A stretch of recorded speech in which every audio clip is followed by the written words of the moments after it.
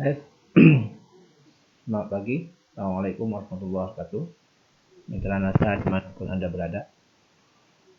Alhamdulillah pada pagi hari ini, mohon maaf, sebelumnya kita biasanya memulai kegiatan jam 9 pagi. Tapi karena ada beberapa hal yang harus kami lakukan, maka kita mulai jam 10 insyaallah ya.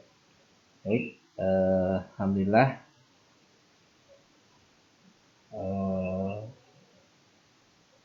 pekan ini adalah pekan yang cukup padat kegiatan ya. Mulai dari terutama di grup kita pertanian organik NASA ini, hari Senin kemarin Pak Dimas ya, sudah mengisi tentang bidang peternakan. Hari Selasa kemarin kita sudah melakukan liputan khusus ya di areal land research kita PT NASA di Pantai Pandan Simo, Kabupaten Bantul, daerah istimewa Yogyakarta. Dan hari ini insya Allah saya akan menyampaikan materi tentang cara meningkatkan kuantitas dan kualitas buah durian dengan menggunakan produk NASA. Baik, sebelumnya saya sapa dulu rekan-rekan sekalian yang sudah bergabung. Baik, di sini ada Mbak Bahari, ya, Aceh Timur, luar biasa Aceh, Bu Zahra Klaten, Bu Adiba Serang, Bu Sylvia dari Madura, Tati Serang, Taufik Nasa Ujung Batu, luar biasa, Pak Sulam, sahabat Pak Sulam, dari Matu Sadia, Assalamualaikum warahmatullahi wabarakatuh, Malang, kemudian dari Sidoarjo, Bu Ini, kemudian Bu Rohila Padang hadir, Bu Masyito, Cilacap, Bandaan, Pasuruan, Kayu Agung ya. Jadi Bapak Ibu sekalian, kalau kita lihat perkembangan dari luas area tanaman perkebunan durian di Indonesia dan hasil produktivitas tanaman durian, persebarannya cukup merata ya, mulai dari Pulau Jawa, Sumatera, Kalimantan, Sulawesi, bahkan di daerah Papua pun tanaman durian ini tumbuh dengan baik ya. Tapi kalau kita bicara tentang produktivitas, ya, yang paling tinggi itu di daerah Jawa, terutama Jawa Timur, ya, luar biasa. Dan yang paling sangat mengesankan adalah Indonesia itu adalah negara yang tropis, yang kaya akan buah-buahan. Kalau kita bicara tentang buah-buahan, mulai dari ini, kemudian varietasnya luar biasa meningkat. Ya. Baik, apalagi Bu Luh dari Denpasar, kemudian Bu Lia Lampung, Pak David, Bu Siti, Boy Sandi, Amade, Santi, Boy Kanan, Bu Santi Siap, ya, Bu Lis Kairina, Pak Ramses, luar biasa Pak Ramses, ya. Dan kemudian Pak Agus, Bu Tika, Bekasi, Bu Susi, Lampung hadir, Bu Ika Nilasari, Bu Heni, Nganjuk, Bu Setiana, Lampung, Bu Marisa Petrinasa, Ujung Batu, Rokan Hulu. Apa kabar Bu Marisa? Salam juga untuk Bu Ika yang di Ujung Batu beserta timnya. Ada Pak Ongge, ada juga teman-teman di Ujung Batu sana. Pak Yongki, Maluku Utara hadir, Bu Lis Karina, Bu Feni, Singaraja, Padaan, Jakarta, Pak Atif Sujadi, kemudian Bu Pujianti, Singapura durian pasti mahal ya. Jadi Bapak sekalian, kita wajib bersyukur ya dengan begitu banyak nikmat yang diberikan Yang Maha Kuasa pada kita, dan dengan berbagai macam ragam buah-buahan yang ada di Indonesia. Kita bicara satu komoditi saja, misalkan durian, itu di Indonesia ada lebih dari yang terkenal ya, yang unggul, lebih dari 10 varietas unggul yang ada di Indonesia, dan di tempat lain pun juga banyak di negara tetangga ya. Tanaman durian ini pun juga merupakan tanaman asli Asia Tenggara ya. Nah, uniknya hampir rata-rata, walaupun mungkin sebagian orang banyak yang tidak menyukai durian dari sisi baunya, terutama kalau orang Asia Tenggara cenderung lebih banyak yang suka dibandingkan yang tidak suka. Tapi kalau orang dari negara Eropa, bau durian itu dianggap masuk kategori sebagai bau yang sangat tidak menyenangkan. Jadi orang-orang Eropa itu kurang menyukai durian. Tapi pangsa pasar durian masih terbuka sangat lebar. Jadi dan nilai ekonomisnya pun juga sangat menjanjikan. Ya, sangat menjanjikan. Contoh saja misalkan Bapak Ibu sekalian, satu batang durian itu bisa menghasilkan ya, bervariasi ya, yang sudah bagus ya bisa menghasilkan 200 sampai bahkan ada yang sampai 800 butir. Ya, ini cukup 800 butir itu kita punya kesaksiannya ya di daerah Wonosobo. Ambil saja kita punya rata-rata katakanlah 300 butir saja. Dengan satu butir katakanlah harga sekarang ya. Saya kemarin di Jogja cari durian yang sangat enak saja agak susah ya. Dengan kondisi alam lingkungan Indonesia yang begitu beragam ya, dengan yang sangat mendukung ya, dengan tumbuh berkembangnya tanaman, maka kita mungkin bisa mendapatkan berbagai macam kualitas tanaman buah yang beragam. Jadi di Jogja ya untuk mendapatkan durian dengan kualitas terbaik dengan harga yang di bawah 50 susah ya. Jadi rata-rata harganya mungkin sudah di atas 50.000 bahkan 100.000 untuk mendapatkan kualitas durian terbaik. Nah, tapi kalau kita ke daerah Sumatera, daerah Kalimantan pada saat musim durian itu harga 12, katakanlah 15.000, 20.000 sudah mendapatkan kualitas durian yang bagus ya.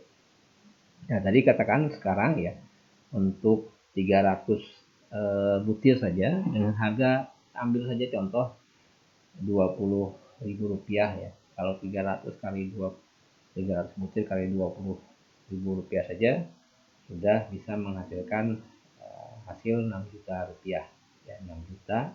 Kalau kita punya pohon durian katakanlah 40 batang saja itu sudah 240 juta yang bisa dihasilkan. Itu bersih ya. Itu kalau 20.000. Tapi jarang ya dengan harga 20.000 rata-rata sudah di angka 30, 40 bahkan 50.000. Jadi secara ekonomi ya, budidaya untuk tanaman durian ini sangatlah menjanjikan. Dan yang paling penting lagi adalah kita berada di daerah negara dengan iklim tropis yang sangat mendukung terhadap pertumbuhan tanaman durian. Nah, seperti yang sudah kami sampaikan sebelumnya bahwa ketika kita bicara tentang budidaya semua komoditi, maka kita harus mengingat beberapa faktor yang paling penting. Yang pertama tentu saja ada hal-hal yang bisa kita kendalikan, ada hal-hal yang tidak bisa kita kendalikan. Ada hal-hal yang menjadi take given, sesuatu yang sudah kita dapatkan. Contoh misalkan, karena kita di negara tropis itu adalah sesuatu yang take given, yang sudah diberikan yang maha kuasa kepada kita. Artinya kalau di daerah lain mungkin tidak bisa berkembang tumbuh dengan baik durian. Tapi di negara kita insya Allah bisa berkembang dengan iklim yang ada di Indonesia ini. Nah tentu saja ketika kita bicara iklim itu bukan hanya salah satu faktor saja, tapi ada berbagai macam faktor yang bisa kita kendalikan dan yang tidak bisa kita kendalikan. Nah, karena iklim adalah sesuatu yang tidak bisa kita kendalikan, mungkin ada yang sifatnya mikro, mungkin bisa kita kendalikan. Kita membuat katakanlah agar iklim mikro itu bisa kita buat sesuai dengan tumbuh dan berkembangnya tanaman tersebut. Nah, sedangkan yang paling penting dan tidak kalah pentingnya adalah pemenuhan kebutuhan unsur hara. Ini juga paling penting ya, Karena apapun komoditinya, maka keseimbangan unsur hara makro dan mikro harus benar-benar menjadi satu hal terpenting yang harus kita perhatikan. Ya. Jadi demikian Bapak Ibu sekalian ya, pengantar tentang teknis budidaya durian ya, untuk meningkatkan kualitas dan kuantitasnya. Insyaallah ini sudah jam 10 ya. Baik, sudah hadir ya dari Kolaka Utara, luar biasa ya. Sambil menunggu rekan-rekan sekalian ya, izinkan saya untuk menampilkan slide ya. Baik, ini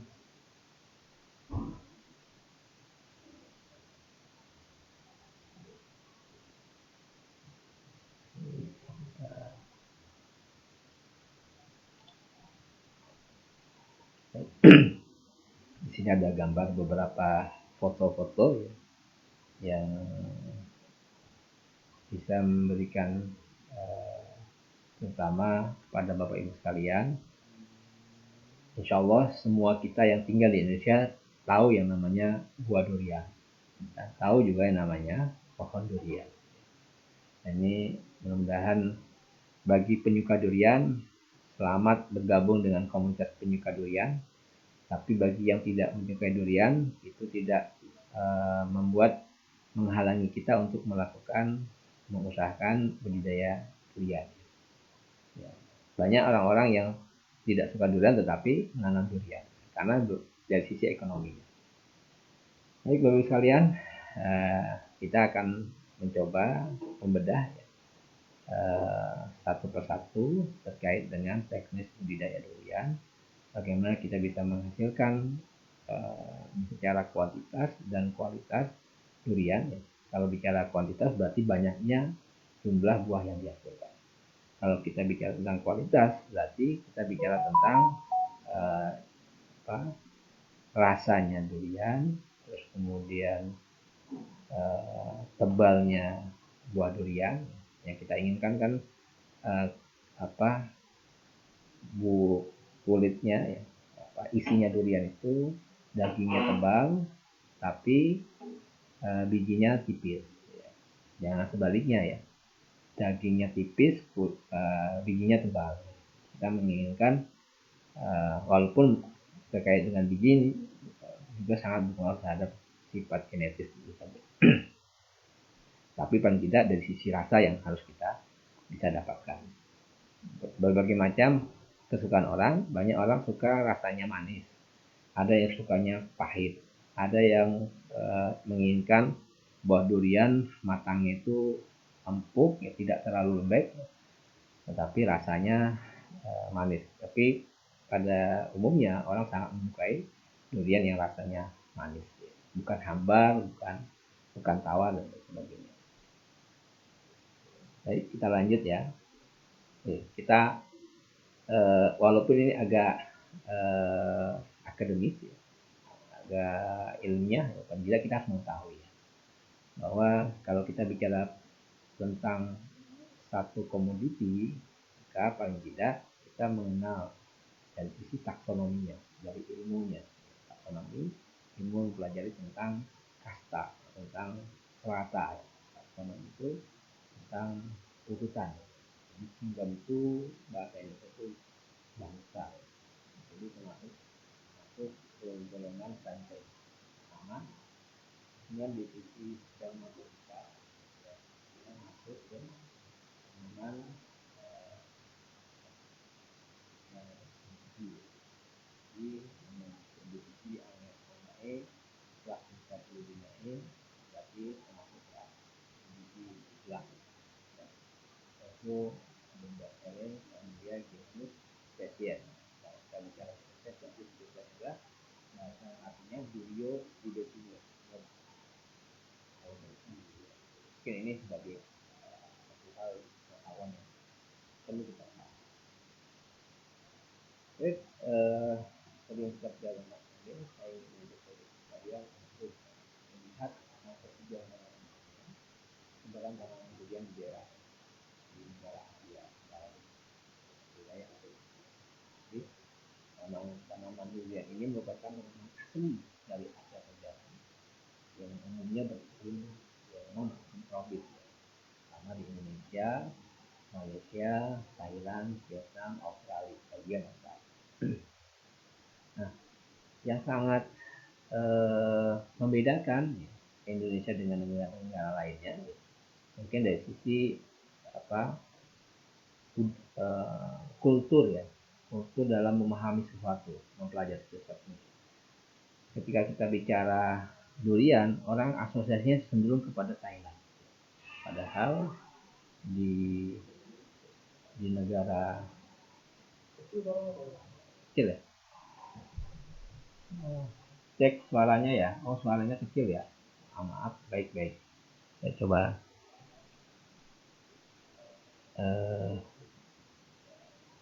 nah,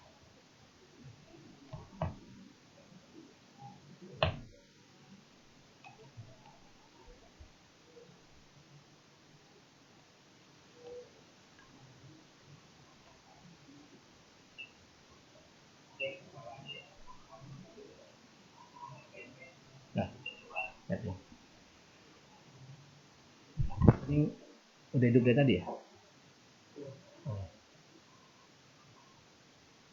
Baik, lanjut ya. Tadi kita cek suaranya. Suara sudah bagus belum ya? Suara hilang. Oh, dari Bu Muradah Zahra. Coba saya cek. Apa saya?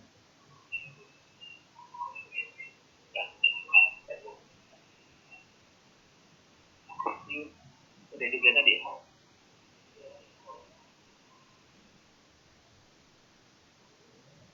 Cek.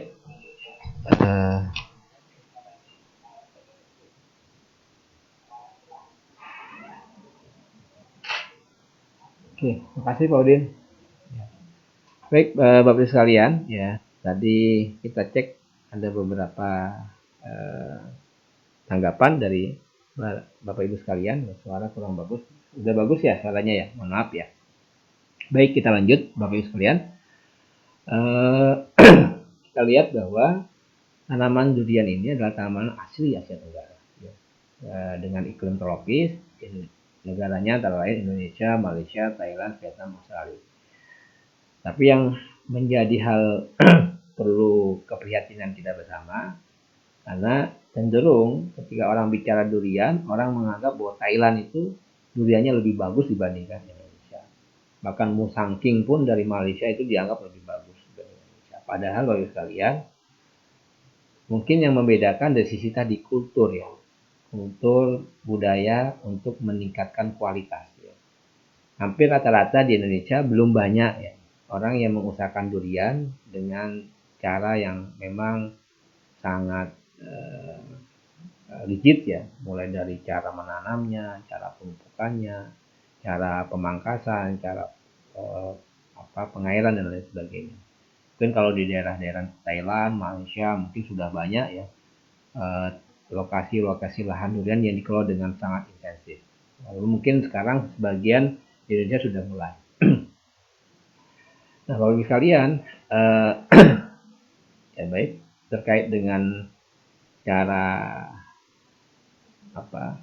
budidaya tanaman durian ini, ya nanti akan kita bahas pada pertemuan kita pada hari ini. Ya. Lanjut ya. Bentar. Saya masuk ke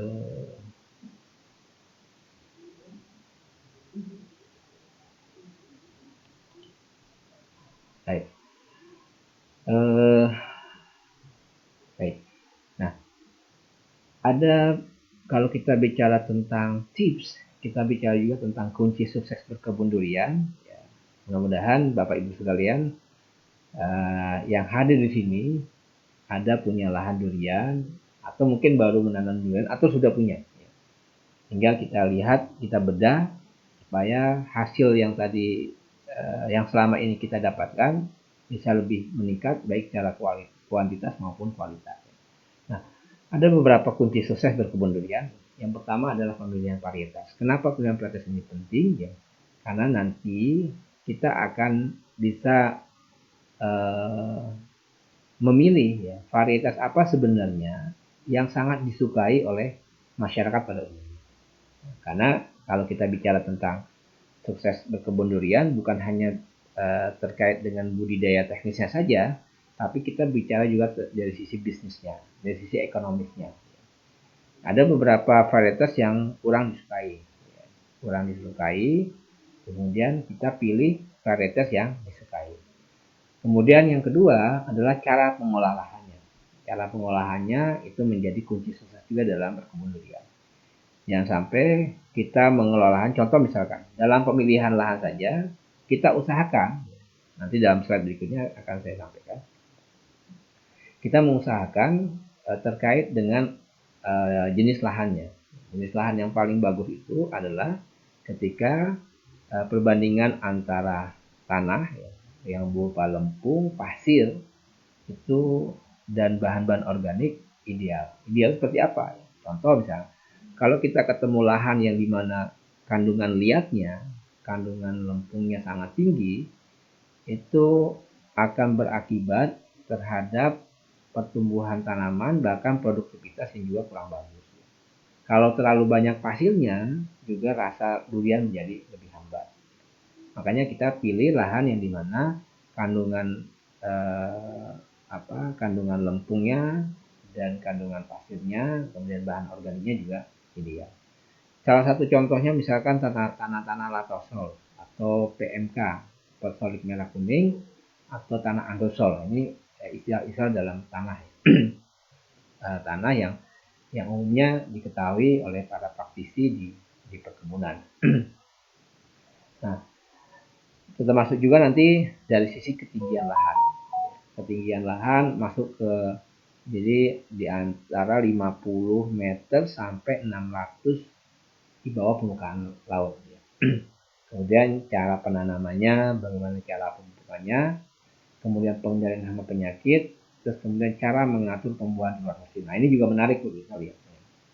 Ada di antara beberapa praktisi di perkebunan durian itu benar-benar melakukan penerapan bagaimana bisa membuahkan durian di luar musim. Di luar musim, nah ini juga perlu kita garis bawahi. Mudah-mudahan waktu kita cukup ya untuk sampai pada bab ini ya, cara mengatur tumbuhan di luar musim. Baik, lanjut ya. Nah, ini beberapa ragam varietas ya durian ya. Duria cutejensis, Duria oxyamus, Duria dulcis, Duria graveolens. Mungkin ini bahasa yang kurang kita familiar ya. Mungkin lebih familiar nanti ada varietas yang kita kenal ya, terusnya di Indonesia. Nah, ini kalau Indonesia ya, ini terkait terkait dengan beberapa beberapa lokasi ya. Seperti varietas unggul asal Indonesia itu ada Kani, ada Sunan, ada Sukun ya. Kani, Sunan, Sukun, Petruk, si Tokong, Mas, Otong, si Hijau, si Japang, si Dodol, Bokol, si Riwik, Perwira, Petaling, Namblung. Ini beberapa varietas unggul durian yang ada di Indonesia ya. Yang kadang nama-namanya pun ada beberapa yang kita akrab, tapi ada juga yang kalau Petruk mungkin kita sudah akrab ya, tahu durian Petruk enak.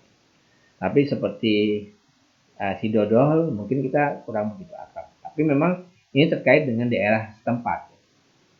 Dan mudah-mudahan kita punya kesempatan untuk bisa tahu apa sih bedanya antara varietas Kani, Sunan, Sukun, Petruk, si Tokong, Emas, Otong, si Hijau, si Japang, si Dodol, Bokol, si Riwik, Perwira, Petaling, Namblung ya. Bahkan bisa merasakan rasanya. Mudah-mudahan kita dapat kesempatan ya pada saat kita kunjungan di suatu daerah ya, maka ingat-ingat ya. Nah, kalau Kani ini ya, durian Kani ini ya, itu dilepas varietasnya itu. Karena varietas unggul ini harus mendapatkan sertifikasi dari Departemen Pertanian ya. Tidak semua varietas itu bisa dijadikan sebagai masuk dalam kategori varietas unggul. Artinya ini varietas unggul, artinya masih ada varietas lain yang ada di Indonesia. Ya, sangat beragam ya. Tapi kalau Kani ini dia hanya sekali berbuah itu hanya sedikit ya. Jadi kalau kita ingin mengusahakan memang agak kurang ekonomis ya. Karena apa? Karena sekali produksi hanya 15 sampai 50 buah per musim. Tapi kalau misalkan dari sisi harganya bagus, ini juga cukup bagus kalau bisa kita usahakan. Ya, jadi pembuahannya itu di umur 5 sampai 8 tahun ya. Kani. Dan dia ini diintroduksi dari Thailand. Diintroduksi dari Thailand ya. Buat bobot buahnya sekitar 1,5 kilo. Ya, jadi satu buah itu sekitar 1,5 kilo. Ya, panjangnya sekitar juringnya itu berarti kalau kita buka sekitar 4 sampai 6 juring. Iya, jumlah bijinya sekitar 5 sampai 18. Nah, kalau Sunan, Sunan ini juga durian tapi asli dari Boyolali. Ya. Boyolali, siapa yang dari Boyolali? Mudah-mudahan ada Bapak Ibu sekalian yang berasal dari Boyolali. Mungkin ada juga yang belum pernah merasakan ya, durian varietas Sunan ini. Saya pun juga kalau makan durian nggak tahu kalau nggak tanya sama yang punya, yang punya pohonnya. Biasanya punya pohon paham ini jenis varietas apa. Ya, terus kemudian dan produksinya juga cukup bagus Sunan ini. Bisa sampai 200 sampai 800 butir ya per tahun ya. Bobotnya sekitar 1,5 sampai 2,5. Jadi Bapak sekalian, seperti yang saya sampaikan sebelumnya, kalau kita salah satu kunci sukses dalam berkebun durian tidak hanya bicara tentang teknisnya, budidayanya, tapi juga bicara potensialnya. Kalau 200 sampai 800 butir ini luar biasa. Tinggal Bapak Ibu kalikan saja ya, dengan harga 20.000 sampai 30.000 misalkan. Itu kan cukup potensial. Ya, baik. Nanti kita bahas lebih lanjut ya. Mungkin yang agak-agak sering kita dengar ya, durian Petruk ya. Nah, Petruk ini ada di daerah Jepara. Mungkin ada di antara Bapak sekalian yang ada di daerah Jepara. Ya. Kalau datang ke kantor NASA ya bisa menunjukkan ya yang dimaksud petuk itu seperti apa ya. Ada juga yang sudah memakannya ya. Petuk itu cukup terkenal ya, dia berasal dari Jepara dan di daerah Semarang ya. Atau ada juga namanya daerah Gunung Pati, itu juga terkenal ya. Dan dilepas varietas ini pada tahun 84, jadi cukup sudah lama. Tahun 1984 itu varietas ini sudah dianggap sebagai satu unggul ya, tahun 84 ya. Produksi sekitar 50 sampai 150 butir sekali musim. Ya. Ya. Jadi nanti dari sisi iklim ya bisa ya, iklim dari yang kering sampai iklim yang dingin pun durian cocok ya. Beratnya sekitar 1 sampai 2,5 ya. Nah, ini ada lagi si tokong nih. Saya pikir juga sering kita dengar ya. Si tokong ini itu berasal dari Pasar Minggu, Ragunan. Nah, jadi yang di Jakarta, coba cari-cari di Jakarta, siapa tahu di daerah Pasar Minggu masih ada pohon durian yang jenis si tokong. Itu juga cukup bagus ya. Dia buah sampai 50 sampai 200 ya per pohonnya. Bentuk buahnya itu panjang, ketebalan kulitnya sekitar 5 sampai 8 mm ya. Baik Bapak Ibu sekalian, mungkin kita cukupkan kita bahas tentang varietas unggul ya. Mungkin yang lainnya bisa Bapak Ibu sekalian bisa searching dimanapun, insya Allah banyak informasi tentang ini. Baik. Nah ini jadi kalau kita ingin membudidayakan durian, ada berbagai macam cara perkembangbiakan. Bisa dari biji, bisa dari okulasi atau dari sambung pucuk ya. Nah, bedanya. Jadi dari biji itu bisa dijadikan sebagai tanaman, kita tanam sampai kemudian kita harapkan buahnya. Atau dari okulasi. Ya. Jadi dari sisi dengan cara vegetatif, dengan generatif dari biji, vegetatif atau gabungan antara vegetatif generatif. Gabungan antara vegetatif dari generatif itulah yang kita sebut beberapa cara perkembangbiakan. Lanjut ya. Nah ini awal-awal ini penting ya, pada saat kita mulai memindahkan dari polybag, apalagi kalau kita beli di beberapa penangkar bibit ya, kita beli hati-hati, cara sama seperti budidaya tanaman lain seperti sawit sama sebenarnya, kita usahakan bola tanahnya tidak pecah ya. Bola tanahnya tidak pecah supaya apa? Supaya tanaman itu tidak stres, dan mudah beradaptasi di lingkungan barunya, dan juga menghindari terjadi stagnan pertumbuhan. Jadi kalau bibit durian ini kita perlakukan dengan cara yang kasar, kita banting, kemudian bola tanahnya pecah, bahkan akarnya bisa terputus, ini juga sangat berpengaruh terhadap keberlangsungan pertumbuhan tanaman durian. Oke, lanjut. Nah, ini beberapa syarat ya, lokasi lahan ya. Lokasi lahan kita harus menyesuaikan dari sisi agroklimatnya. Agroklimat iklim tempat, kemudian iklimnya sendiri, kemudian jenis tanahnya juga perlu kita perhatikan, ketinggian lahannya. Kalau jenis tanah tadi iklim tropis ya Bapak sekalian. Kalau jenis tanah tadi sebaiknya kita memilih lahan yang dimana lahan kandungan kandungan lempungnya, kemudian perbandingan lempung pasir, kemudian kita tambahkan dengan bahan organik supaya tanaman bisa tumbuh dengan baik secara vegetatifnya maupun generatifnya. Ketinggian lahan berkisar antara 50 sampai 600 dpl di bawah permukaan lahan. Di atas pun juga bisa ya. Kemudian kemiringan lahan kurang lebih 35 derajat ya. Nah, kalau perlu nanti kita buat teras sering ya. Kemudian keasaman tanah kita usahakan ya pH tanah di angka 6 sampai 7. 6 sampai 7. Tebal solum maksudnya tebal tanahnya. Jangan sampai kalau tanahnya terlalu tipis, maka kemungkinan tanaman durian kita rubuh itu sangat besar. Jadi usahakan tebal solumnya itu bisa paling sampai 50 cm sampai 300 cm, 3 meter tebal tanahnya.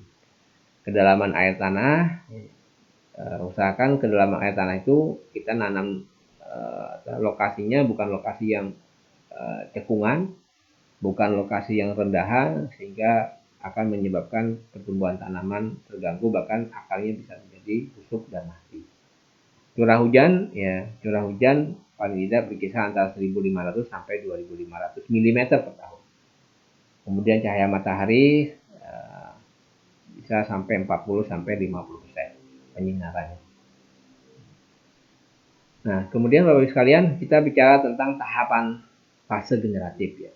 Jadi tanaman durian itu bisa berbunga antara 1.000 sampai dengan 100.000.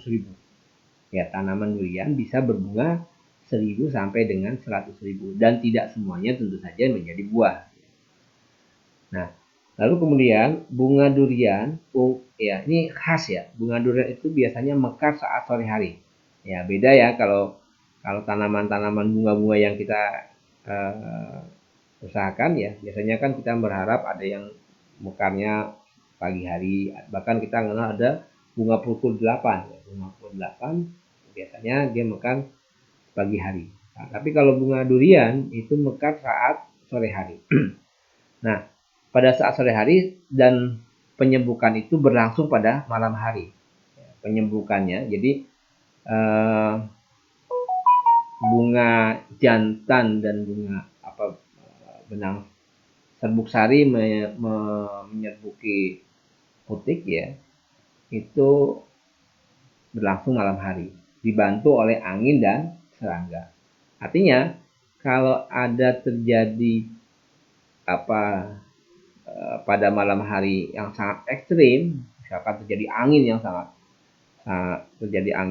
kencang, pada saat itu memang bunga durian sedang mekar, bisa jadi tidak jadi nanti buahnya. Tapi kalau pada umumnya bunga durian itu mekar sore hari dan penyembukan di malam hari. Nah, Pasca penyembuhan apa yang terjadi? Kelopak bunganya gugur sehingga menyisakan benang sari dan ovaria. Dan inilah yang nantinya menjadi yang bisa tahap selanjutnya menjadi buah. Nah, karena terjadinya kompetisi unsur hara lah yang kemudian menyebabkan tidak semua bunga menjadi buah. Nah, lalu masa kematangan itu 4 bulan setelah berbunga. Jadi Bapak Ibu sekalian, inilah menjadi kunci kalau kita ingin melakukan pembuahan di luar musim. Kuncinya adalah umumnya durian itu akan siap dipanen setelah 4 bulan bunga mekar. Artinya setelah terjadinya penyerbukan. Jadi 4 bulan setelah penyerbukan itu akan menjadi buah, dan buahnya itu yang siap dipanen, dipetik ya. Nah, ini akan juga sangat berpengaruh terhadap intensitas cahaya. Jadi beberapa lokasi-lokasi yang terhalang bangunan, terhalang oleh tanaman lainnya sehingga intensitas cahayanya juga tidak maksimal, maka bisa menyebabkan tanaman durian tidak bertumbuh dengan baik, termasuk juga produksinya. Nah, kemudian kita bicara tentang syarat kesesuaian iklim. Syarat kesesuaian iklim, ya tadi sudah saya sampaikan. Tanaman durian itu umumnya adalah di daerah iklim tropis. Kemudian untuk kebun durian secara intensif, ya ini perlu digarisbawahi. Kalau kita ingin mengusahakan kebun durian secara intensif, itu kita cari lahan dengan ketinggian 50 sampai dengan 600 dpl. Artinya di atas 600 bisa kita tanam durian. Tetapi kalau secara ekonomis, maka lebih baik kita cari lahan yang dengan ketinggian 50 sampai 600 dpl. Tapi kalau misalnya kan kita punya lahan di atas 600 dpl, ya itu saja lahan yang kita miliki, ya tidak ada salahnya kita menanam durian.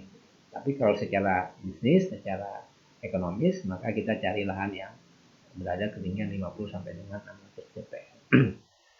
Nah, Bapak sekalian, kenapa ini penting? Ya karena ada kecenderungan ya, tempat yang lebih tinggi itu lebih lambat waktu berbunganya, dan begitu sebaliknya. Ya, jadi tempat yang agak rendah biasanya berbunganya lebih cepat, tapi tempat yang lebih tinggi, agak tinggi, lebih lambat waktu berbunganya. Begitu pula dengan waktu pematangan buahnya. Jadi, waktu pematangan buahnya, tempat yang tinggi itu lebih lambat masaknya, dan begitu pula sebaliknya. Tanah yang agak rendah, tempatnya agak rendah, lebih cepat pemasakan. Kemudian berikutnya intensitas cahaya 40 sampai dengan 50%. Intensitas cahaya itu berarti jumlah cahaya yang menyinari tanaman durian itu 40 sampai dengan 50%. Bahkan hampir sepanjang hari dia bersinar dengan baik. Nah, suhu rata-rata berkisar antara 22 sampai 30 derajat Celcius. Nah, kemudian curah hujan yang ideal itu 1.500 sampai dengan 2.500 mm per tahun. Ini data ini bisa Bapak Ibu sekalian dapatkan di beberapa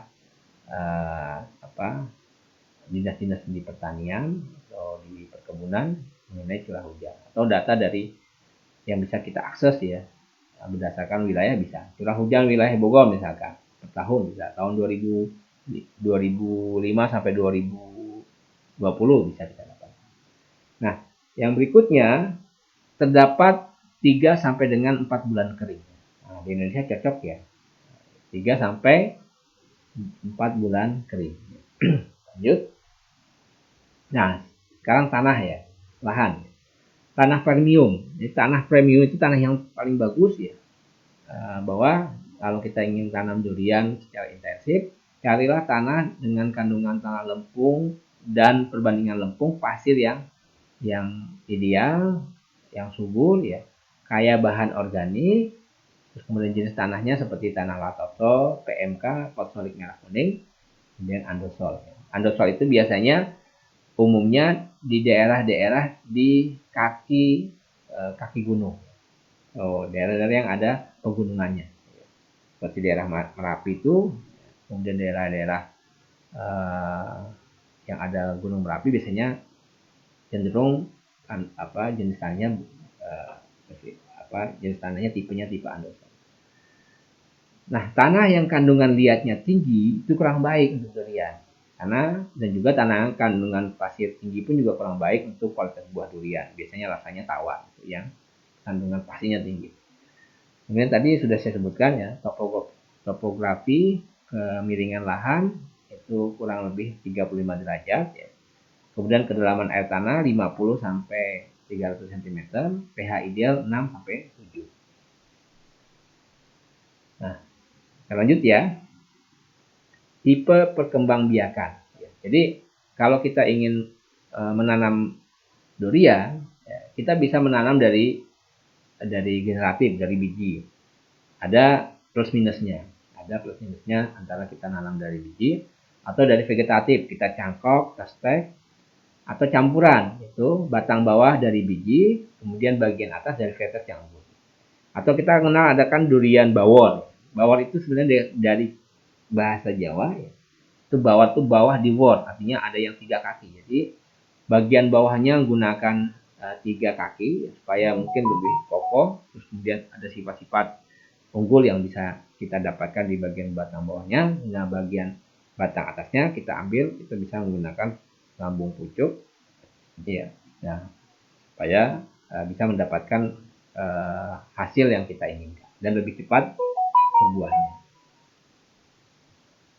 Nah, kemudian untuk teknik mendapatkan batang bawah, ya, jadi kita pilih pertama kita seleksi ya, tentu dari biji ya, batang bawah itu dari biji. Seleksi biji yang terbaik ya. Kita cari pohon durian yang sudah tua. Cari pohon durian yang sudah tua, bijinya. Kemudian kita kumpulkan, kita cari bentuknya yang seragam, bijinya tidak terlalu kecil dan juga tidak kempes ya, dan tidak rusak oleh hama.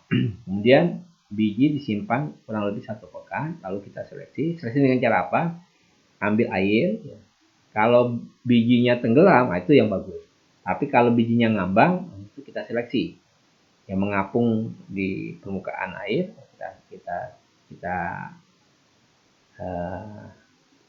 kita seleksi, kita buang. Jadi biji yang bagus itu dia tenggelam.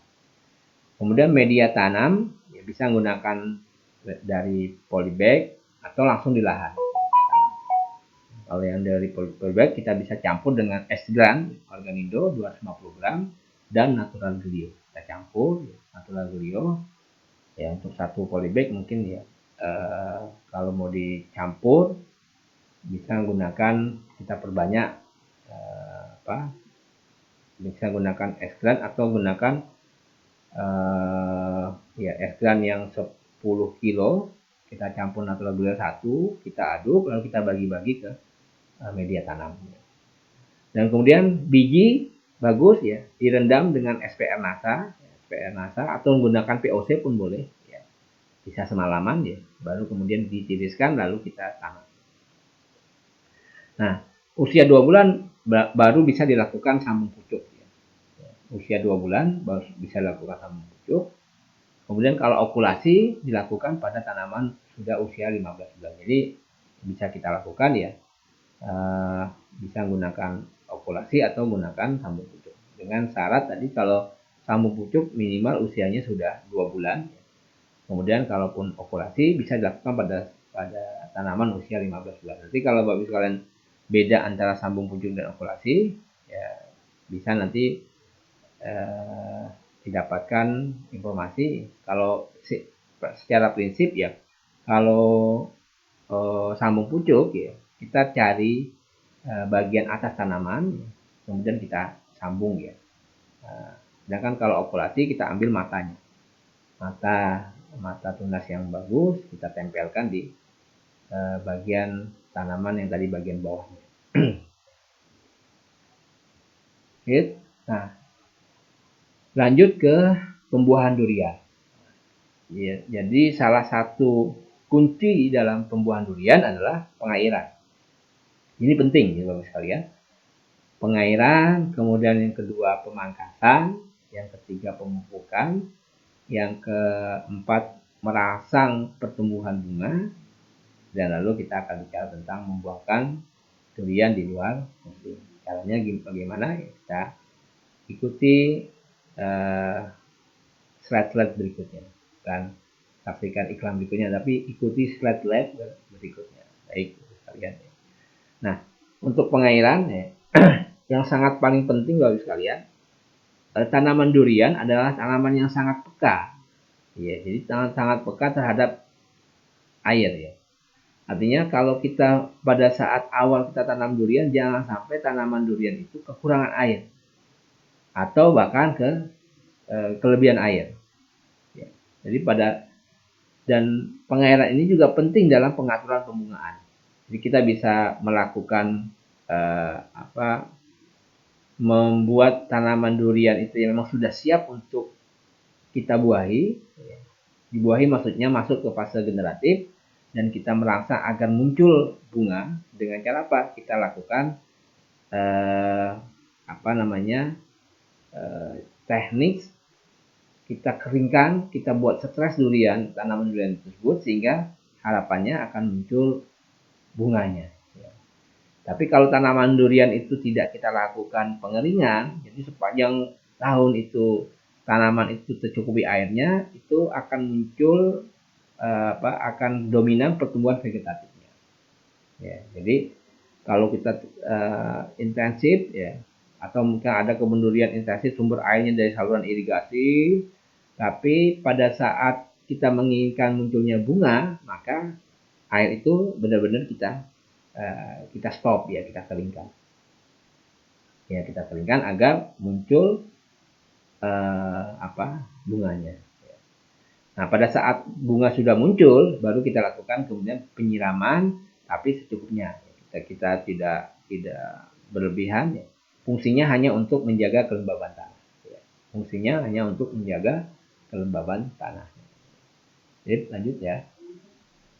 Nah, yang kedua tentang pemangkasan. Nah, sekalian ini penting ya. Pemangkasan ya.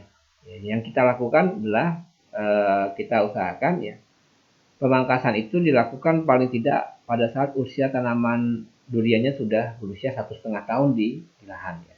1,5 tahun di lahan. Nah, yang kita pangkas itu apa? Ya, pemangkasan tunas-tunas air. Pemangkasan tunas-tunas air, cabang atau ranting yang sudah mati yang terkena hama penyakit. Jadi kita memang harus rajin ya dalam perawatan. Kemudian pemangkasan terhadap ranting yang tersembunyi. Tersembunyi itu ya dia tidak terkena sinar matahari, maka kita pangkas ya. Nah, usahakan pemangkasan dengan cara yang seimbang, kanan kiri seimbang. Nah, pemangkasan bertujuan untuk membentuk pohon agar batangnya kokoh, kemudian percabangannya seimbang. Ya. Nah, kita harus tentukan 3-5 cabang terbaik. Tentukan 3-5 cabang terbaik dengan jarak paling tidak 75 cm sampai 1 meter dari permukaan tanah. Ya, 75 sampai 1 meter dari permukaan tanah ya.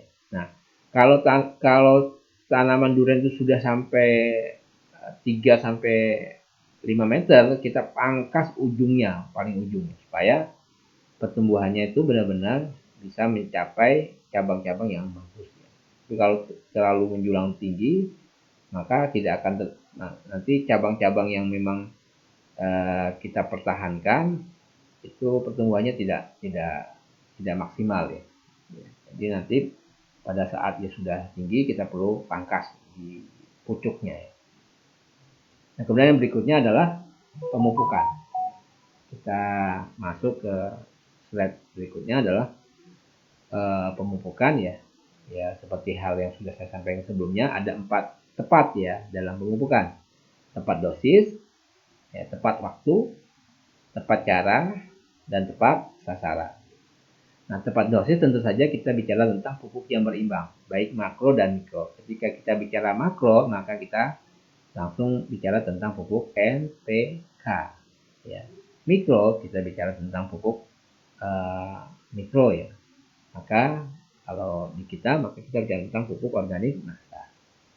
Nah, pada saat awal-awal, jadi pada saat usia 1,5 ya, 0 sampai katakanlah menjelang tanaman itu masuk masa produksi, maka kita kuatkan N dan P-nya, unsur N dan P-nya ya pada saat awal tanaman. N itu untuk pertumbuhan daunnya, ranting batangnya, P juga untuk pertumbuhan batang supaya lebih kokoh. Nah, saat memasuki fase generatif, kita gunakan pupuk yang kandungan K-nya tinggi. Kalau pada saat vegetatif, N dan P-nya yang tinggi. Tapi pada saat memasuki fase generatif, kita gunakan pupuk yang kandungan K-nya tinggi plus unsur hara mikronya. Mn, Cu, Zn, Mb, B, Ca, Mg. Nah, pada saat awal tanam, kita ulangi lagi pemupukan. Pada saat awal tanam, kita ulang 1 tahun berikutnya. Jadi, pemupukan tadi, ya, pupuk yang kandungan pada saat awal tanam kita sudah pupuk sebelumnya, ya. Kita sudah pupuk, itu nanti di awal ya, kita pakai super nasa granul 250 gram, kita tambah N, P, kemudian 1 tahun berikutnya kita ulang lagi.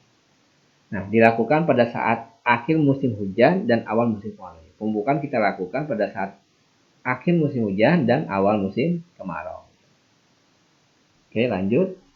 Nah, ini mudah-mudahan terlihat ya. Ini sudah saya buatkan berdasarkan umur tanaman. Pemupukan per tahun ya. Pemupukan tanaman durian per tahun. Ya. Saya sudah buatkan kolom-kolomnya. Ya. Contoh umur 1 tahun sampai 3 tahun. Nah, ini maksudnya fase vegetatif ya. Umumnya fase vegetatif ya. Kita tambahkan pupuk kandang kurang lebih 30 sampai 50 kg per pohon. Ya, pupuk kandang, atau bisa juga kita gantikan dengan super nasa granul ya. Kita pakai super nasa granul paling enggak 250 sampai 300 gram per pohon. Atau kita gabung pun boleh ya. Misalkan pupuk kandangnya kita hanya punya 10 kilo, oke, tambahkan super nasa granul 250 sampai 300 gram. Kemudian NPK-nya ya bervariasi setengah kilo sampai 1 kilo per pohon. Ya.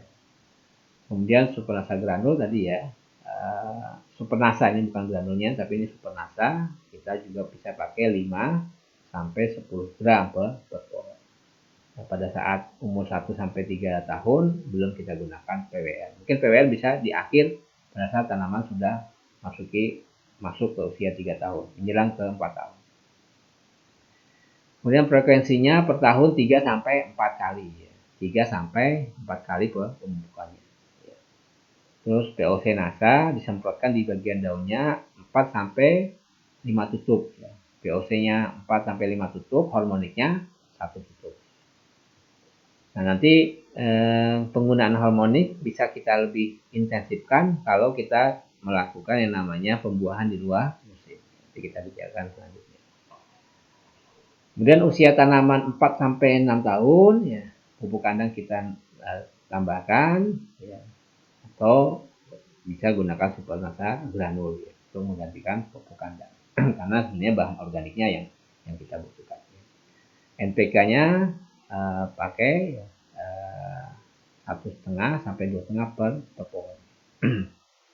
Ini per dosisnya ya per tahun. Baik, Bapak Ibu sekalian, untuk yang 7 sampai 10 sekitar 1,5 sampai ya 3 kilo ya NPK ya, bukan urea ya, NPK per tanaman ya, per tanaman per pohon ya. Bisa kita buat rotasinya, misalkan 1,5 ini kita buat 500 gram, 500 gram, 500 gram dalam 1 tahun ya. 500 gram, 500 gram per pohon per tahun. Dan begitu pula selanjutnya ya, untuk es super nasa 10 sampai 20 gram. PWR bisa kita berikan di 10 gram sampai 15 gram per pohon. Di beberapa tempat ada yang gunakan sampai 250 sampai 100 gram. 250 sampai 300 gram. Tapi anjuran kita ya paling tidak untuk PWR cukup 10 sampai 15 gram per pohon. Ya. Frekuensinya bisa 2 sampai 4 kali ya, yang PWR-nya. Ya. Baik, yang 7 sampai 10 tahun di atasnya bisa sama ya. Super nasanya 10 sampai 20 gram, PWR-nya 15 sampai 30 gram per aplikasi. Ya, aplikasi bisa 2 sampai 4 kali. Ya. NPK-nya itu untuk yang usia 7 sampai 10 tahun 1,5 sampai 3 kg per pohon per tahun ya. Jadi bisa dipisah ini. Jadi sekali aplikasi kalau yang 1,5 ya kita pakai 500 gram, 500 gram, 500 gram. Yang 3 kilo kita pakai 1 kilo, 1 kilo, 1 kilo. Baik, lanjut ya. Nah ini juga paling penting ya pengaturan jumlah pupuk tiap tanaman agar tanaman berbuah terus. Nanti kita ini kita gunakan hormonik dan PO-Sinata ya, di media tanamnya. Cukupkan air saat pengisian buah, ini penting. Jadi pada saat buah sudah muncul ya, jadi buahnya sudah muncul agar tidak rontok, maka kita jaga agar air itu tetap tersedia dengan baik ya. Jadi yang perlu kita lakukan pada saat kita keringkan itu pada saat bunganya belum muncul. Pada saat bunga belum muncul, kita keringkan agar bunganya tanaman stres dan muncul bunganya. Nah, pada saat bunga sudah muncul, sudah mulai pengisian bunga, maka kita jaga agar tetap buahnya tidak rontok, kita gunakan cukup air. Nah, ini tadi sudah saya sampaikan ya, pembungaan atau pembuahan kita lakukan tadi setelah air ya. Jadi 2 sampai 4 bulan kita lakukan pengeringan ya. Kemudian K-nya kita tambahkan, kemudian hormon gibrelin yang ada di hormonik itu menjadi satu hal yang perlu kita perhatikan. Jadi perlakuannya tadi setelah air, pembukaan KCl kita intensifkan dan hormon gibrelin yang ada dalam hormonik itu kita berikan di tanaman. Nah ini gambar-gambar mulai bunganya sudah mulai ya, gambarnya kita lihat ya. Nah, ini mulai muncul bunganya pelan ya, belum muncul ya.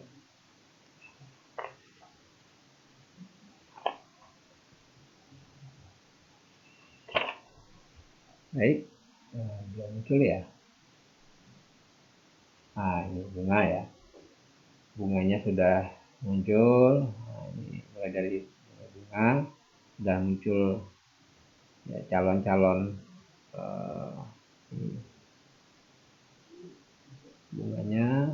Nah ini sudah ada buahnya ya.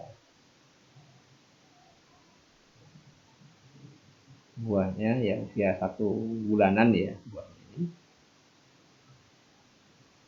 Nah di umumnya tanaman durian yang kita aplikasikan dengan menggunakan pupuk NASA itu ada tingkatan generasi.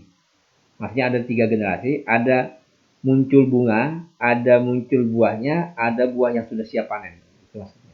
3 muncul generasi. Jadi sehingga buahnya itu ada terus menerus ya. Sama untuk tanaman yang jenis bawah tadi, bawah wall ya.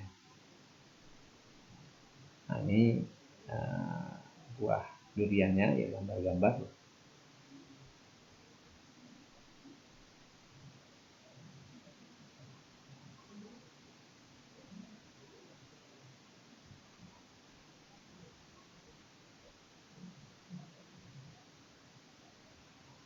Nah ini bisa dilihat ya cabang-cabang ya untuk kita jaga.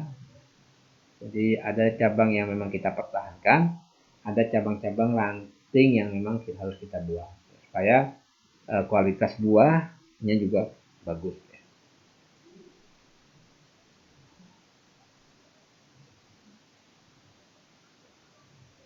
Baik, ini buah duriannya yang mana ini rendah sekali ya. Nah, kalau biasa sampai diikat-ikat ini buah duriannya, saking bagusnya produktifnya tanaman.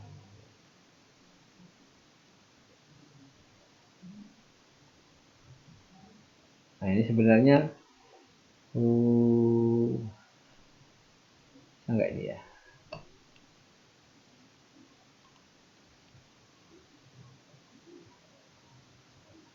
Ini harusnya ada videonya. Ya, maaf ini nggak bisa saya setel ya.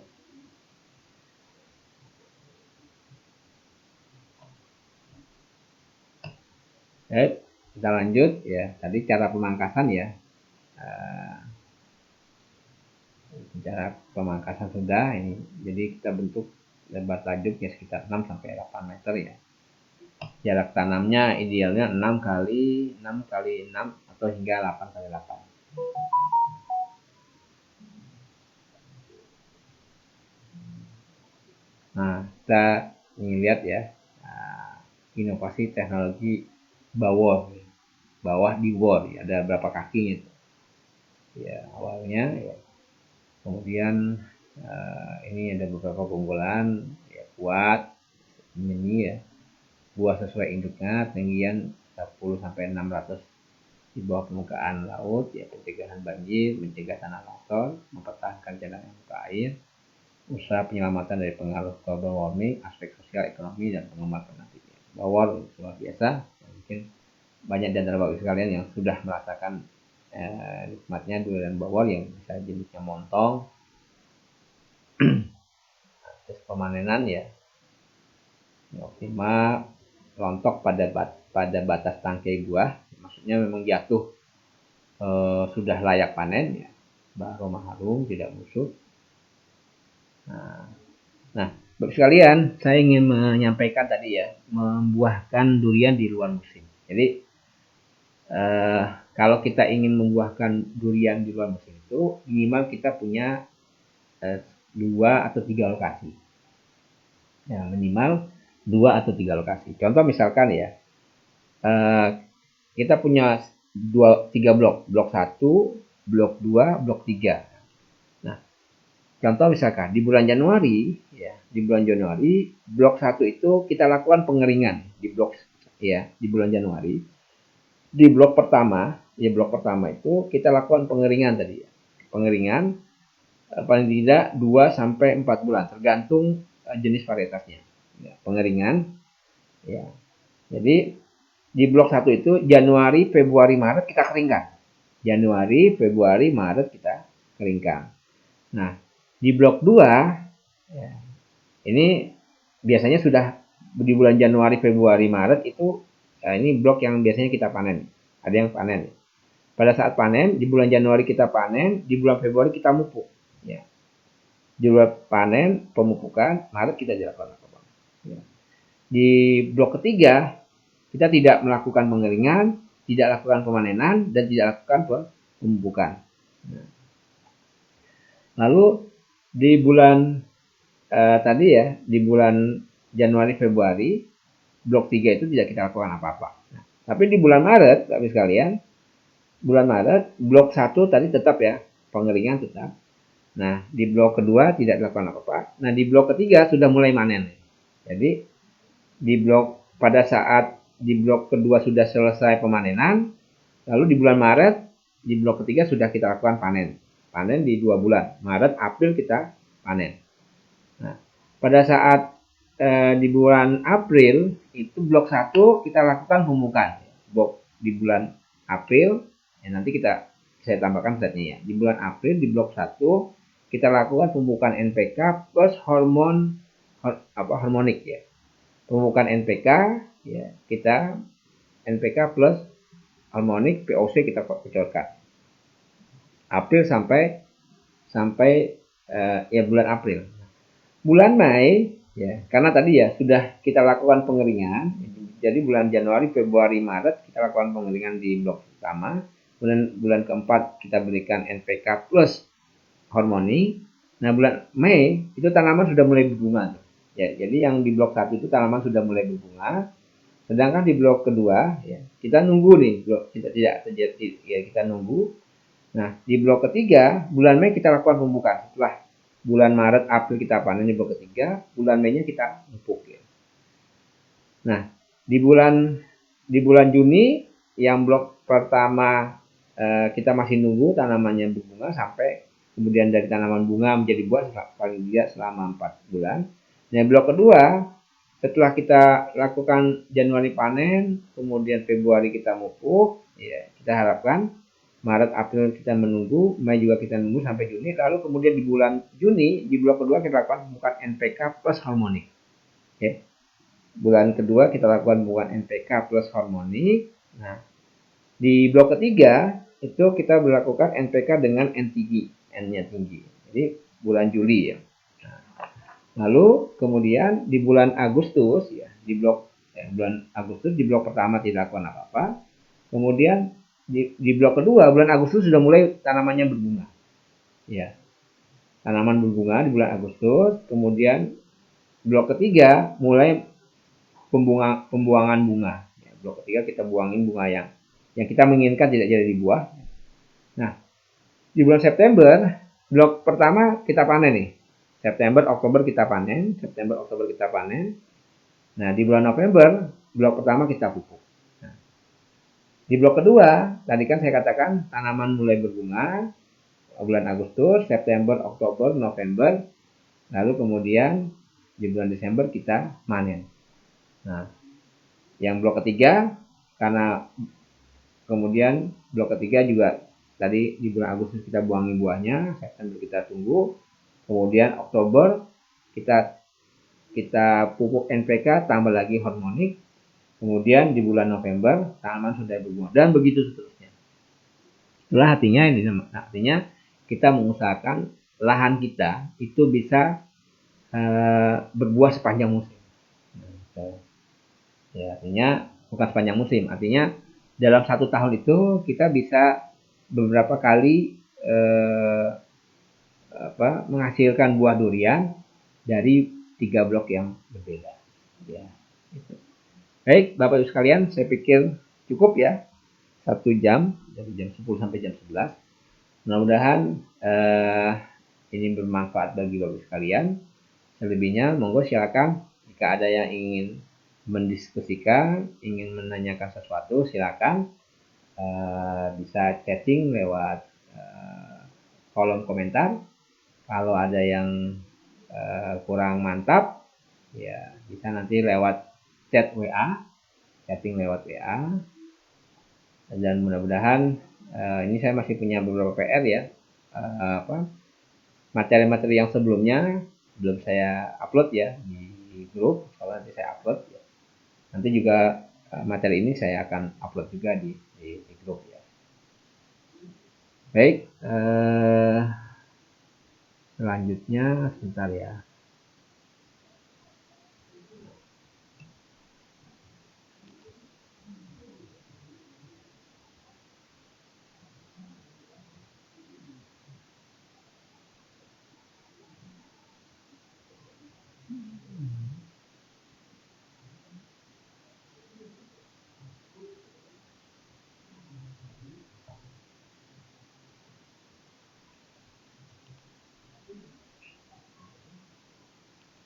Baik, baik sekalian, sambil saya melihat komentar ya. Saya lihat dulu jika ada pertanyaan-pertanyaan yang bisa saya sharingkan. Ya. Kalau ada ya, kalau memang sudah cukup, insya Allah kita cukupkan sampai jam 11 ini. Kalau ada yang ingin menanyakan, tadi ada yang tanyakan kalau daerah dingin bisa nggak? Bisa, ya, bisa saja ya. Daerah pegunungan bisa, ya. Asal intensitas cahaya mataharinya benar-benar dapat ya, jangan sampai terhalang. Pengendalian hama penyakitnya kita biasanya gunakan BPR. Bisa kalau untuk ulatnya kita bisa juga gunakan Pentana, Pestona atau Metilat ya.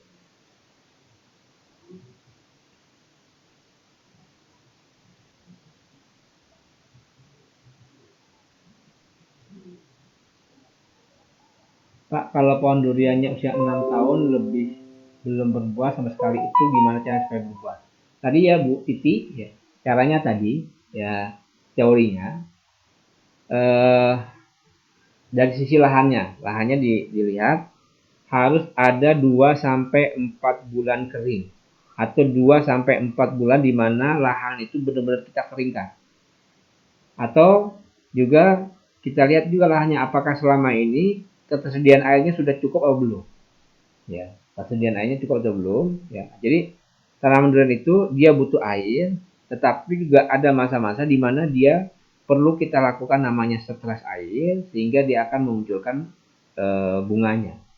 Ya, yang penting apakah bunganya itu sudah muncul. Kalau sudah muncul berarti tinggal kita lihat fase dari sisi pemupukannya. Ya. Baik gitu ya Bu Titi. Ya. Tadi butuh 2-4 bulan masa kering. Jadi kita streskan. Kalau perlu kita buat semacam punggungan ya. Sehingga ketika ada air hujan sehingga tidak dapat yang tadi 2-4 bulan kering, kita bisa tutup ya. Sehingga air hujan itu tidak langsung kena di tanah. Kita buat aliran air keluaran supaya benar-benar tanaman durian itu benar-benar berada pada kondisi dia sangat-sangat kekurangan air sehingga akan muncul fase generasi ini. Pak mau tanya, kalau untuk durian yang udah umur 5 tahun sudah pernah berbuah tapi buahnya tidak sempat matang karena udah jatuh duluan, jatuh sebelum matang, itu dikasih apa ya? Jadi Bu Suhaila Nasa ya. Pertama dari sisi pupuknya ya, sisi pupuknya kita jaga. Dari sisi lahannya tadi ya, seperti yang saya sampaikan ke Bu Titi tadi ya, kita usahakan tanamannya pada saat dia sudah muncul bunga, artinya gini, ada tahap di mana kita ingin memunculkan bunga, tapi ada tahap di mana kita ingin mempertahankan bunga sampai kemudian jadi buah dan kemudian buahnya tidak rontok. Pada saat fase di mana kita ingin memunculkan bunga, ya kita lakukan yang namanya pengeringan ekstrim. Ya, kita jaga supaya tanaman itu tidak mendapatkan air secara ekstrim. Tapi ketika tanaman itu sudah muncul bunganya, maka yang kita perlu lakukan, kita pastikan tanaman itu mendapatkan air cukup. Ya, kita pastikan tanaman itu mendapatkan air dengan cukup. Tapi tidak berlebihan, tetap kita jaga supaya kelembapan tanah itu terjaga. Nah, lalu kemudian kita tambahkan tadi unsur N, P, K, kemudian KCl ya. Tadi pada saat bunga tadi ya sudah muncul pada saat kita sudah keringkan muncul bunganya ya. Lalu kemudian kita lakukan tadi ya pengeringan tadi udah muncul. Setelah pengeringan ada satu masa atau sekitar 1 bulan kita gunakan pupuk NPK plus hormonik ya berdasarkan usia tanaman. NPK plus hormonik dan VOC. Kalau kita punya hormonik berarti kita punya hormonik plus power nutrisi. Jadi masa tadi pengeringan selama 3 bulan tadi, kita lakukan pengeringan. Setelah 3 bulan cukup, lalu kita berikan pupuk NPK, pakai hormonik, VOC, plus juga power nutrisi. Ya, power nutrisi. Lalu kemudian kita tunggu bunganya. Setelah sudah berbunga, maka yang kita perlu lakukan menjaga supaya bunganya sampai kemudian buahnya tidak rontok. Dengan cara apa? Ketersediaan airnya terjamin. Ya, kalau ketersediaan airnya terjamin, insya Allah buahnya tidak menjadi rontok. Ya. Itu Bu Suhaila ya. Nah kebetulan saya juga punya pohon durian ya, sekitar 16 batang, tapi tidak bisa intensif ya, karena juga dapatnya bukan durian kita tanam secara dari awal. Cuman saya ada lokasi sudah tua, tapi saya sudah aplikasikan, kita pakai POC, Super Nasa, Power Nutrisi, bahkan kita punya ada Free Top. Kalau dibandingkan dengan lahan tetangganya, durian yang kita aplikasikan dengan Nasa itu jauh lebih baik dibandingkan yang lainnya. Walaupun secara produksi belum begitu maksimal menurut saya. Tapi kalau dibandingkan dengan tetangga-tetangga yang lain sekitarnya, kebun durian yang sudah menggunakan pupuk Nasa jauh lebih baik. Baik secara kuantitas maupun secara kualitasnya.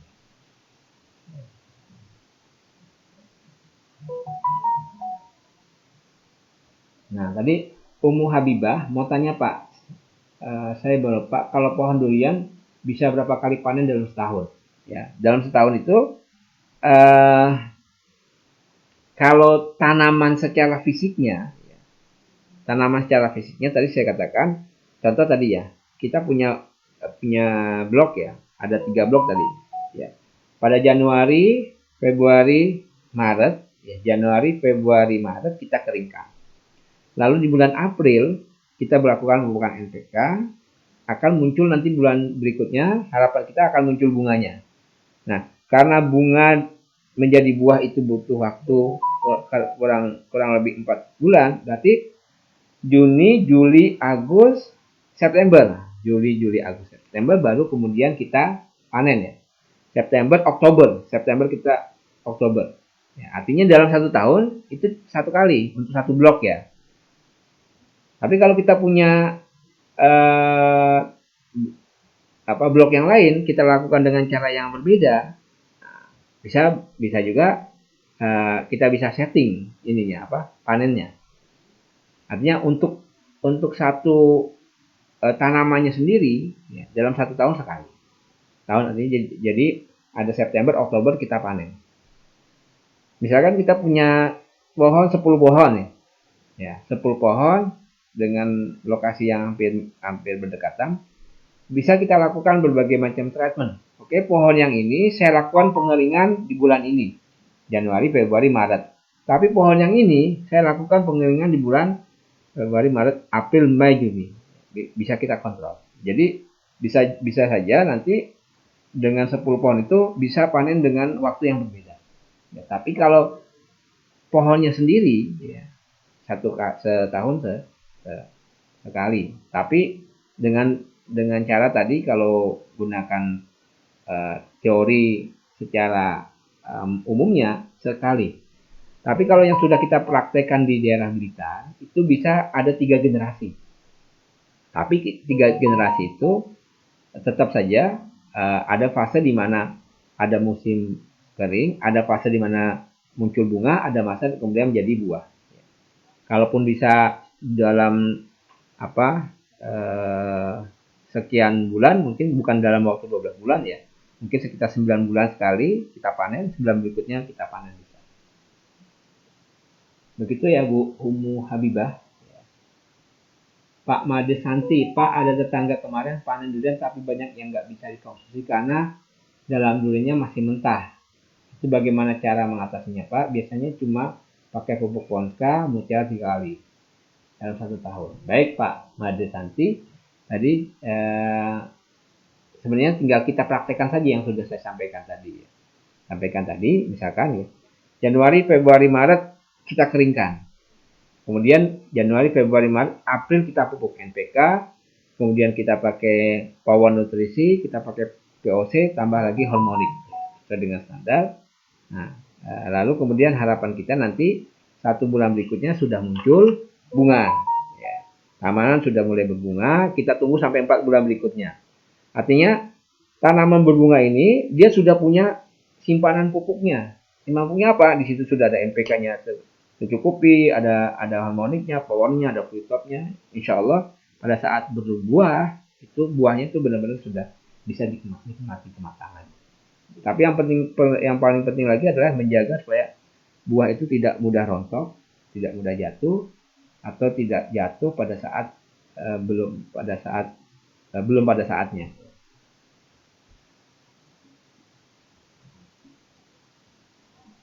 Oke, Bu Rustinasa ya. Assalamualaikum Pak. Ya. Baik. Pada saat kalau habis panen sebaiknya dipupuk dengan produk NASA harus pakai apa dan lain-lain karena belum pernah pakai produk NASA. Baik Bu Rustinasa. Jadi pada saat kita sudah panen biasanya panennya paling nggak sekitar 2 bulan ya. Kita habis panen, 1 bulan berikutnya baru kita lakukan pemupukannya. Ya, pemupukannya dengan gunakan paling tidak gunakan Super NASA ya untuk bagian bawahnya. Super NASA kita bisa pilih Super NASA Grano atau S Gran Organindo atau SPR NASA. Kalau pakai SPR NASA kita pakai 50 gram per batang. 50 gram per batang. Kemudian di 2 bulan berikutnya kita tambahkan NPK dengan catatan N dengan N tinggi. N tinggi ya cari N blend namanya bisa. Jadi N sama K-nya. Ya, K yang tinggi. Terus kemudian kalau kita menginginkan, jadi gini, kalau kita menginginkan N yang tinggi, berarti kita menginginkan vegetatifnya yang menonjol. Nah, karena kita menginginkan vegetatif menonjol, kita tidak menginginkan panen di bulan berikutnya. Yang kita inginkan intinya misalkan kalau kita ingin panen di bulan Maret April, maka di bulan Juni Juli kita lakukan bukan NPK, tapi nanti ketika sudah muncul bunganya kita buangi bunganya. Nah, supaya kita berharapnya nanti kita menginginkan bunganya di bulan September misalkan. Ya, tapi kalau kita menginginkan bahwa kita menginginkan panen sesuai dengan keinginan kita, jadi setelah kita panen ya, kita panen, lalu kita pupuk ya, kita lakukan pemupukan, lalu nanti di bulan pemupukan biasa ya, kita pakai SPR NASA, pakai SPR NASA atau Super NASA granul. Nah, kemudian 3 bulan berikutnya Maret, April, Mei, Juni, setelah itu di bulan Juli kita lakukan pemupukan NPK plus POC, hormonik, dan fluid top. Ya, kalau kita menginginkan 4 bulan berikutnya kita ingin panen. Begitu Bu Ruti. Ya.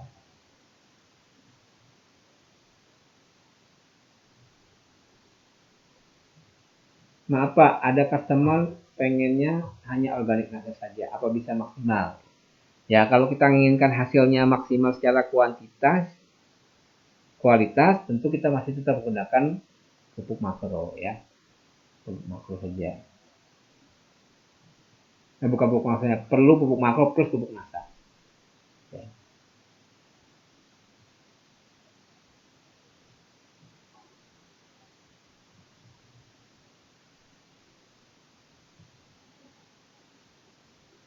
Baik, ini sudah ya tentang kelontokan.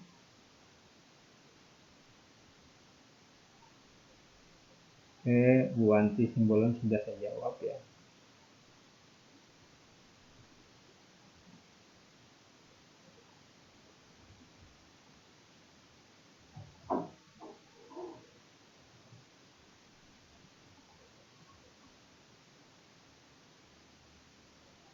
Ya, pengendalian hama, jangan lupa hama penyakitnya terutama dari jamur, natural glio.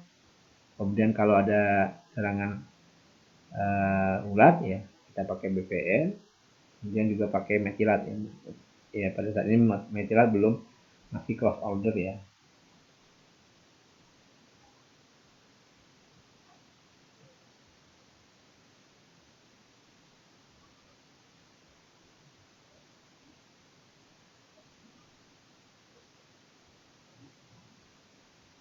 Baik, ini ada pertanyaan dari Pak Fohir Suseno. Pak, apakah dari pihak NASA menerbitkan buku-buku untuk budidaya buah-buahan teknologi NASA? Kalau ada, caranya. Kalau horti kita belum menerbitkan Pak Fohir ya. Tapi kalau tanaman padi, pertanian padi organik ya, kita sudah ada bukunya yang ditulis oleh Bapak Agus Budi Setyono. Nanti bisa langsung menghubungi beliau ya. Karena ya demikian Pak Agus Suseno. Ya mudah-mudahan doakan saja kita punya kesempatan untuk ya disiplin untuk berusaha untuk menulis ya sehingga menjadi bisa kita bukukan seperti yang Bapak Agus Suseno sampaikan tadi ya.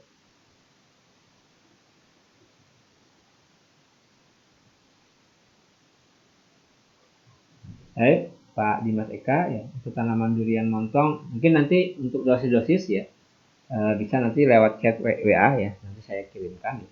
Saya umumnya kalau yang sudah 10 tahun ya tanaman montong bawor ya kita pakai tadi ya kita dosisnya gunakan untuk NPK-nya pakai 500 gram ya 500 gram, terus kemudian sampai 1 kilo, kemudian super nasanya pakai 50 gram, powernya 50 gram, kemudian free topnya bisa disemprotkan kalau dia masih bisa terjangkau, pakai 2 gram per liter air. Ya.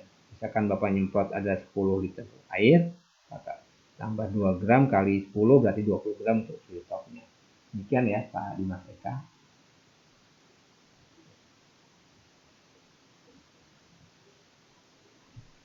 Pak Muhammad Nur Rahman, maaf Pak, kalau untuk penyemprotan bunga atau buahnya pakai apa? Kalau masih bisa terjangkau, pakai POC dan hormonik. POC hormonik, POC-nya pakai 5 tutup, hormoniknya 1 tutup. Kalau ingin membuahkan 2 musim, POC-nya hormoniknya bisa ditambah 2 tutup lagi.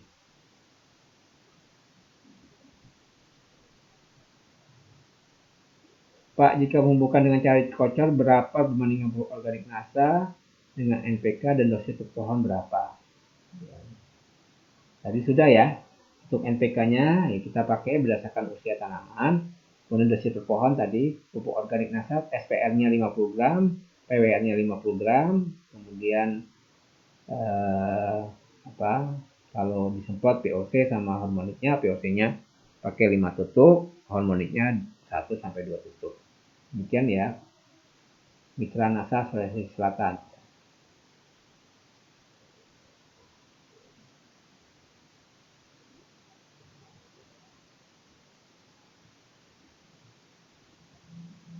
Oke, saya pikir sudah cukup ya. Sudah hampir setengah 12.